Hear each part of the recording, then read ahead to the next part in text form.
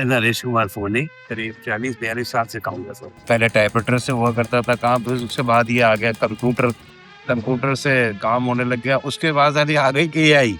इससे तो बिल्कुल ही काम बिल्कुल खत्म हो गया टाइपराइटर का। अब कोई टाइपराइटर के लिए नहीं आता। कलेक्टर जरूर आते हैं, राइटर जरूर आते हैं, कभी हमें शौक है, शौकीन आते हैं, कई पुराने डॉक्यूमेंट में चेंज करना है, क्या करना है, इस वजह से आते हैं। लोग आज भी आते हैं, पूछते हैं, राइटर जिनको बुक लिखनी है वो लिखते ही लिखते हैं। ठीक भाई, कंप्यूटर में क्या है, कंप्यूटर में तो फिर भी आपके डिलीट का ऑप्शन है, डिलीट हो जाएगा, लेकिन टाइपराइटर में एक बार जो टाइप कर दिया वो कभी भी डिलीट नहीं होगा।